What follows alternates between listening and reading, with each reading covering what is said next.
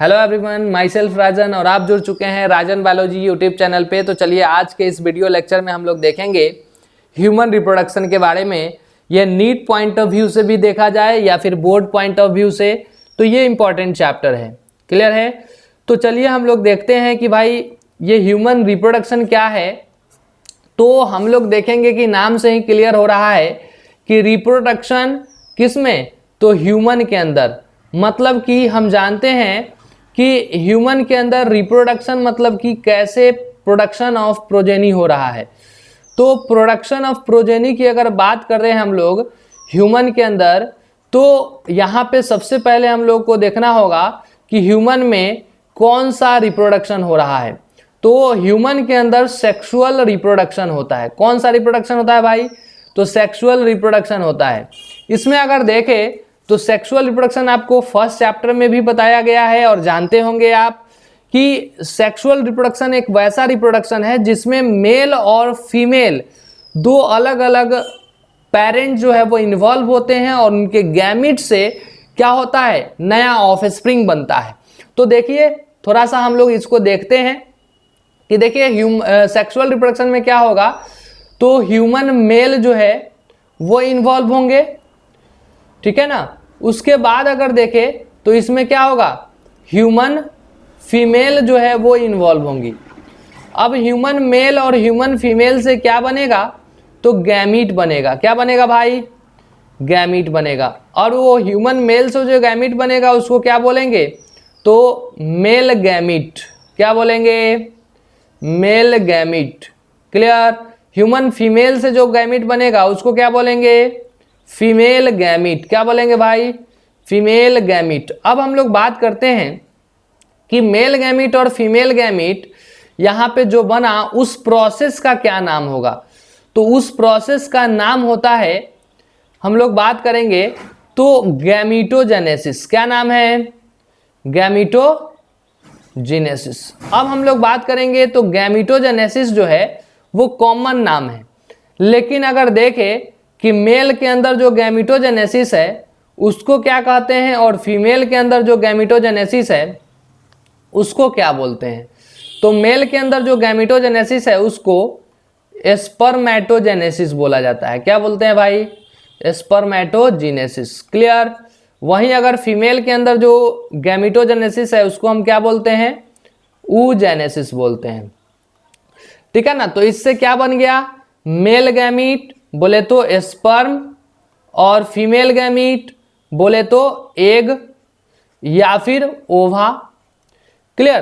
तो अब मेल और फीमेल गैमीट बन गया। अब क्या होगा, तो इनका गैमीट ट्रांसफर होगा। मेल गैमीट फीमेल गैमीट तक मूव करके जाएगा उसको फर्टिलाइज करने के लिए। तो इसको हम क्या बोलते हैं? Gamete transfer. और चूंकि हम जानते हैं कि ह्यूमन के केस में गैमीट ट्रांसफर जो है वो क्या कहलाता है? इंसेमिनेशन। क्या कहलाता है भाई? इंसेमिनेशन। ठीक है ना। तो इंसेमिनेशन कहलाता है। और इंसेमिनेशन से क्या बनता है, तो इंसेमिनेशन से बनता है जाइगोट। अब ये जो जाइगोट है ये पर्टिकुलर क्या हुआ, तो ये फर्टिलाइजेशन से बना। जब इंसेमिनेट कर दिया गया फीमेल रिप्रोडक्टिव स्ट्रक्चर के अंदर मेल गैमीट को, तो ये फैलोपियन ट्यूब पे जाएगा और उधर क्या करेगा, फर्टिलाइज कर देगा फीमेल गैमीट को। ठीक है ना। तो फर्टिलाइजेशन हुआ और फर्टिलाइजेशन से जो जाइगोट बना वो जाइगोट क्या था, तो ये जाइगोट 2n था, क्योंकि जो मेल गैमीट बना वो n था और फीमेल गैमीट जो बना था वो भी क्या था, n, हैप्लॉइड था।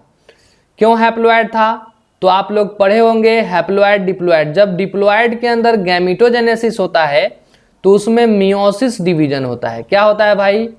मियोसिस डिवीजन होता है। और मियोसिस डिवीजन क्या करता है, तो क्रोमोसोम के सेट को हाफ कर देता है।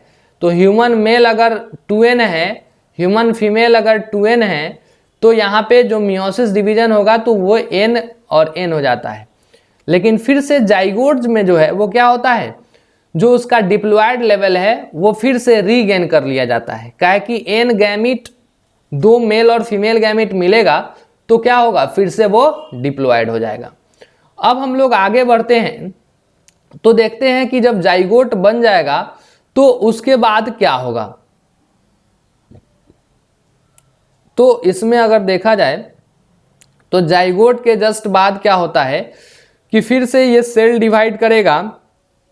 अब यहाँ पे ग्रोथ होगा तो ग्रोथ के लिए नॉर्मल माइटोसिस सेल डिवीजन होता है और यहाँ पे ब्लास्टोमेयर डिवाइड होकर के 2 सेल बनाता है। कितना सेल बनाता है भाई, 2 सेल बनाता है। उसी को हम लोग एम्ब्रियो बोलते हैं। तो देखिए फर्टिलाइजेशन का जो है स्पेलिंग थोड़ा सा देख लेते हैं, मिस्टेक हो गया है, ठीक है ना।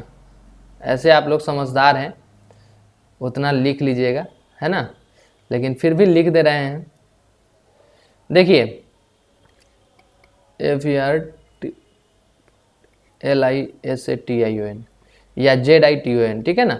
तो जाइगोट जो है वो फर्टिलाइजेशन से बनता है। उसके बाद जो है क्या बता रहे थे कि बस एक सेल से 2 सेल में कन्वर्ट होगा। जाइगोट 1 सेल का था, अब ये 2 सेल में कन्वर्ट हो गया। अब क्या होगा आगे, 2 सेल से 4 सेल बनेगा, 4 सेल से 8 सेल बनेगा, 8 सेल से 16 सेल बनेगा, 16 सेल से 32 सेल बनेगा और 32 सेल से 64 सेल बनेंगे और 64 सेल से अलग अलग जर्म लेयर का फॉर्मेशन होता है, ठीक है ना। सबसे बाहर में इक्टोडर्म, उसके अंदर मेसोडर्म और सबसे अंदर इंडोडर्म होता है। अब हम लोग बात करेंगे तो ये तीनों जर्म लेयर ही आगे चल करके क्या बनाता है, तो यही फीटस बनाता है। क्या बनाता है भाई, और ये फीटस जो है वही क्या करता है, नया ऑफस्प्रिंग जो है वो तैयार करता है, ठीक है ना। तो ये ह्यूमन रिप्रोडक्शन में इस तरह से होता है। इसमें अगर देखा जाए तो 8 से 16 मतलब 8 से 16 सेल स्टेज के एम्ब्रियो को हम लोग क्या बोलते हैं, तो 8 to 16 सेल स्टेज एम्ब्रियो को हम लोग मॉडुला बोलते हैं, ठीक है ना। और उसके बाद 32 सेल स्टेज एम्ब्रियो को ब्लास्टुला बोलते हैं, या फिर इसी को ब्लास्टोसिस्ट भी बोला जाता है। और यही ब्लास्टुला जो है वो यूट्रस के अंदर जा करके इम्प्लांट होता है, मदर यूटेराइन कैविटी में जा करके इम्प्लांट होता है। तो इसको इम्प्लांटेशन, ये ब्लास्टुला के सॉरी एक सेकेंड, तो इम्प्लांटेशन जो है क्या होगा, इसमें हम लोग देखेंगे कितने सेल स्टेज में होता है, तो 32 सेल स्टेज में। ब्लास्टोसिस्ट जो है सिस्ट लाइक स्ट्रक्चर होता है, वहीं जा करके यूट्रस में जाके इम्प्लांट होता है। तो इम्प्लांटेशन क्लियर मतलब इम्प्लांटेशन जो है 32 सेल स्टेज में होता है। उसके बाद जो है यहाँ पे प्लासेंटा वगैरह बनना शुरू हो जाता है। उसके बाद 3 अलग अलग जर्म लेयर बनेंगे और इस पर्टिकुलर जिससे बनेगा उसको हम लोग क्या बोलते हैं, तो इसको हम लोग गैस्ट्रुला बोलते हैं। इस स्टेज को गैस्ट्रुला स्टेज बोलते हैं और इससे 3 जर्म लेयर बनता है। और यही तीनों जर्म लेयर आगे चल करके क्या बनाता है, एक फीटस बनाता है, मैच्योर फीटस बनाता है और वहीं जो है ऑफस्प्रिंग का रूप लेता है और उसके बाद उसका जन्म होता है। तो ये आपको समझ में आ गया होगा कि ह्यूमन में रिप्रोडक्शन जो है वो कैसे होता है। इसी को अब हम लोग इवेंट्स के रूप में अरेंज करते हैं। तो इवेंट्स में देखा जाए तो देखिए सेक्सुअल रिप्रोडक्शन को 3 अलग अलग इवेंट्स में बांटा जाता है फर्टिलाइजेशन के आधार पे। वो कौन कौन सा है, तो सबसे पहला आता है pre fertilisation events. Pre fertilisation events कहने का मतलब क्या होता है, तो देखिए हम लोग बात करेंगे जो फर्टिलाइजेशन से पहले का इवेंट हो, ठीक है ना। तो जैसे कि आपके सामने है, देखिए ये फर्टिलाइजेशन है। तो फर्टिलाइजेशन से पहले का जो इवेंट होगा ये प्री फर्टिलाइजेशन, और दूसरा फर्टिलाइजेशन, और फर्टिलाइजेशन के बाद का जो इवेंट है ये पोस्ट फर्टिलाइजेशन होगा। तो ये प्री फर्टिलाइजेशन, ये फर्टिलाइजेशन और ये पोस्ट फर्टिलाइजेशन, क्लियर है ना। तो इसी को हम लोग इवेंट में देखेंगे। तो प्री फर्टिलाइजेशन इवेंट में क्या क्या हो रहा है, तो सबसे पहला सर प्री फर्टिलाइजेशन इवेंट में आप बताए हैं कि गैमीट बन रहा है, मतलब इसमें सबसे पहला गैमीटोजेनेसिस हो रहा है। क्या हो रहा है भाई?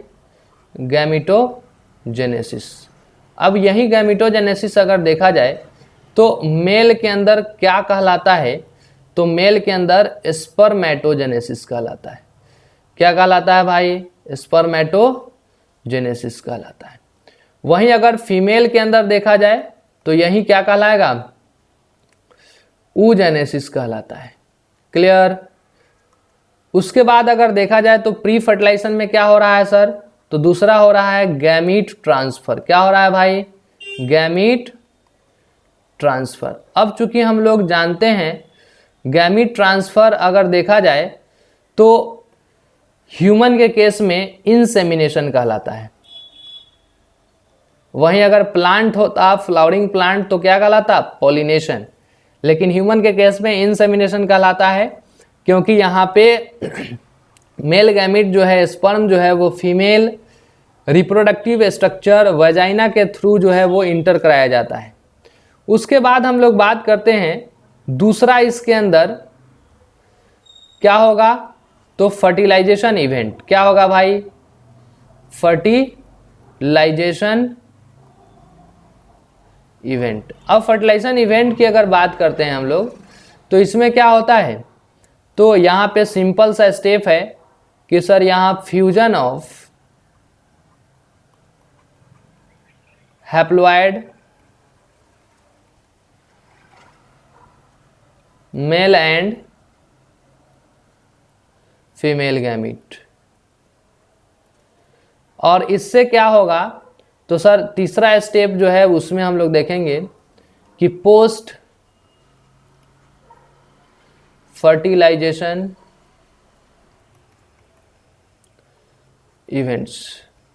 इसमें क्या होगा? तो देखिए जैसे ही फर्टिलाइजेशन हो जाता है तो सबसे पहला फॉर्मेशन ऑफ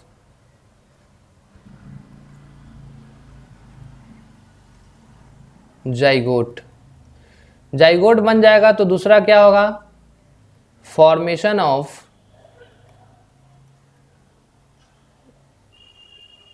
एम्ब्रियो। अब एम्ब्रियो में वही मॉडुला, अलग अलग स्टेज आएगा, ब्लास्टुला, इसका इम्प्लांटेशन होगा, गैस्टुला, इससे 3 जर्म लेयर बनेंगे, वहीं आगे चल करके फीटस बनाएगा। उसके बाद क्या होगा? तो फॉर्मेशन ऑफ मैच्योर फीटस। क्या बनेगा भाई? Mature foetus. मतलब फॉर्मेशन ऑफ मैच्योर एम्ब्रियो को हम लोग फीटस भी बोलते हैं, ठीक है ना। उसके बाद क्या होगा? जब फीटस बन जाएगा तो उस पीरियड को, जब फर्टिलाइजेशन हुआ था उस समय से ले करके मैच्योर फीटस बनने तक का जो समय होता है उस समय को गेस्टेशन पीरियड बोलते हैं। तो उसको क्या बोलते हैं? Gestation period. उसके बाद अगर देखें तो हम लोग बात करेंगे गेस्टेशन पीरियड के बाद जब पूरा फुल मैच्योर हो जाता है फीटस तो उसका जन्म होता है, जिसको हम क्या बोलते हैं? पर्चुरेशन। आज जब जन्म हो जाएगा तो जन्म होने के बाद हम लोग देखते हैं कि अब वहाँ पे क्या होना चाहिए कि यहाँ पे जैसे ही बच्चा जन्म ले लिया तो उसको भोजन चाहिए। तो भोजन के लिए जो प्रोसेस होता है उसको हम लोग क्या बोलते हैं? लैक्टेशन। Lactation period. लैक्टेशन मतलब मिल्क फीडिंग का समय। मतलब बच्चा का जो जन्म हो गया तो उसको न्यूट्रिशन के रूप में 6 मंथ तक क्या किया जाता है? मिल्क फीडिंग कराया जाता है मदर के द्वारा। उस पीरियड को लैक्टेशन बोलते हैं। तो ये एक बात समझ में आ गया कि इवेंट्स ऑफ ह्यूमन रिप्रोडक्शन में ये सारे इवेंट्स हैं जिसको 3 अलग अलग कैटेगरी में डिवाइड किया गया, जिसमें सबसे पहला अगर देखें हम लोग तो सबसे पहला क्या है? Pre fertilisation event. मतलब वैसा इवेंट जो फर्टिलाइजेशन से पहले होता हो, जिसमें गैमेटोजेनेसिस होता है और गैमीट ट्रांसफर होता है। उसके बाद फर्टिलाइजेशन हुआ और जैसे ही फर्टिलाइजेशन हो गया तो क्या हो गया? पोस्ट फर्टिलाइजेशन, जाइगोट बना, उसके बाद गेस्टेशन पीरियड हुआ, मैक्सिमम फीटस का जितना डेवलपमेंट हो सकता था हुआ, उसके बाद उसका बर्थ हो गया। तो ये समझ में आ गया सर, सेक्सुअल रिप्रोडक्शन जो है वो समझ में आ गया कि ह्यूमन में कैसे होता है और कौन कौन सा इवेंट होता है। अब आगे हम लोग बात करते हैं, तो ह्यूमन में देखने को मिलता है सेक्सुअल डायमॉर्फिज्म। सेक्सुअल डायमॉर्फिज्म कहने का क्या मतलब, तो सर यहाँ पे देखने को मिलेगा मेल और फीमेल में डिफरेंसेज, मतलब मेल और फीमेल में मॉर्फोलॉजिकल डिफरेंस देखने को मिलता है, उसी को सेक्सुअल डायमॉर्फिज्म बोलते हैं। तो चलिए उसको भी देख लिया जाए। तो यहाँ पे अगर देखा जाए क्या चेंज देखने को मिलता है, तो ह्यूमन मेल और ह्यूमन फीमेल में जो चेंजेस देखने को मिलेगा उसी को हम क्या बोलते हैं, सेक्सुअल डायमॉर्फिज्म बोलते हैं। तो चलिए देखते हैं हम लोग ह्यूमन मेल और ह्यूमन फीमेल में क्या चेंजेस है। अभी नया नया जो है लिखना शुरू किए हैं, तो इस कारण से जो थोड़ा सा राइटिंग नहीं अच्छा हो रहा है, तो कोई दिक्कत नहीं है, धीरे धीरे प्रैक्टिस हो जाएगा, प्रैक्टिस मेक्स मैन परफेक्ट। तो देखिए ह्यूमन मेल और ह्यूमन फीमेल में हम लोग देखते हैं सेक्सुअल डायमॉर्फिज्म का क्या होता है। तो सबसे पहला डिफरेंस जो है आप ऑब्जर्व करिए कि सबसे पहला डिफरेंस क्या देखने को मिलता है, तो मेल के अंदर development of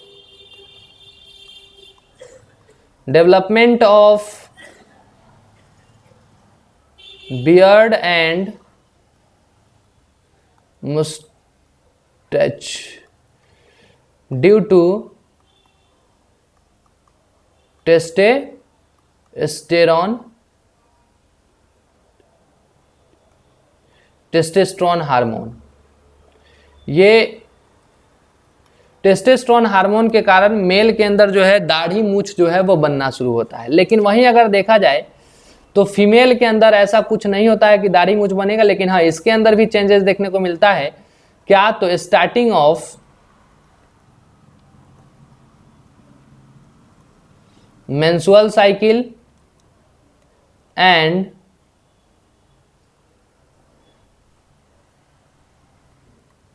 breast development due to oestrogen hormone. तो फीमेल के अंदर ये चेंजेस देखने को मिलता है।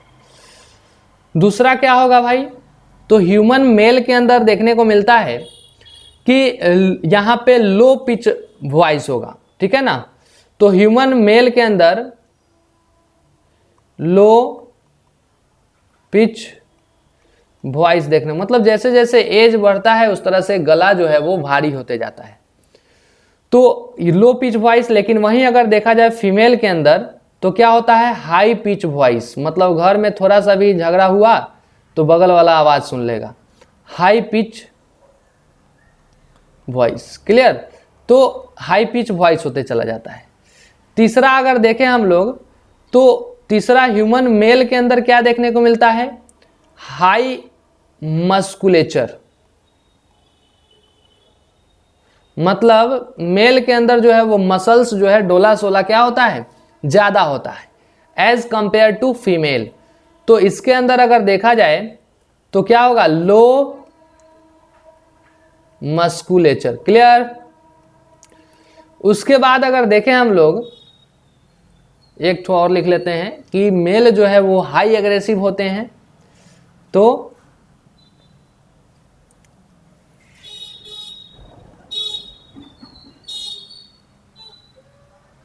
हाई एग्रेसिव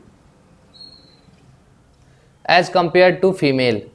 और यहाँ पे क्या है कि यहाँ पे देखेंगे तो फीमेल जो होती हैं वो लो एग्रेसिव होती हैं एज कंपेयर टू मेल। तो ये जो है सेक्सुअल डायमॉर्फिज्म कहलाएगा। इससे हम मेल और फीमेल को डिफरेंशिएट कर पाते हैं, इसीलिए इसको सेक्सुअल डायमॉर्फिज्म कहते हैं। अब हम लोग बात करते हैं नेक्स्ट कि ह्यूमन जो है वो कैसा ऑर्गेनिज्म है। तो ह्यूमन विविपेरस ऑर्गेनिज्म है, मतलब यहां पे ये करता क्या है, तो अपने जैसे ऑर्गेनिज्म को, ऑफस्प्रिंग को जन्म देता है। तो गिव बर्थ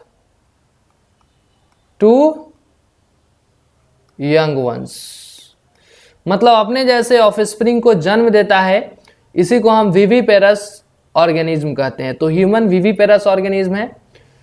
उसके बाद अगर देखा जाए तो ह्यूमन कैसा होता है, डिप्लॉयड होता है, काहे कि इसके अंदर क्रोमोसोम का नंबर जो है सेल के अंदर कितना होता है, 2n होता है।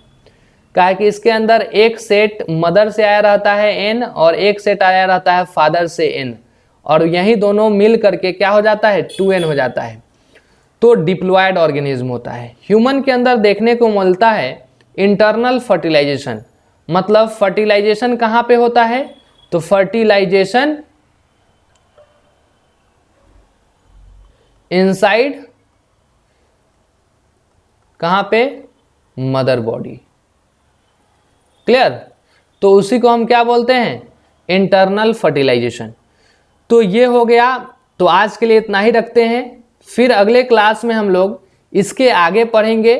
देखिए ह्यूमन रिप्रोडक्शन में मेल रिप्रोडक्टिव सिस्टम और फीमेल रिप्रोडक्टिव सिस्टम जो है वो हम लोग नेक्स्ट क्लास में देखेंगे।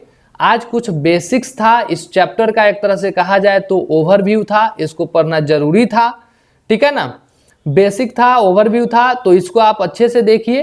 फिर अगले क्लास में हम लोग आगे पढ़ेंगे ह्यूमन रिप्रोडक्शन के अंदर मेल रिप्रोडक्टिव सिस्टम और फीमेल रिप्रोडक्टिव सिस्टम। फिर जैसे जैसे है एनसीईआरटी को फॉलो करते हुए चलेंगे। उससे थोड़ा बहुत अगर बाहर निकलना पड़ा तो देखेंगे हम लोग नीट पॉइंट ऑफ व्यू से, ठीक है ना। तो आज के लिए इतना ही, थैंक यू।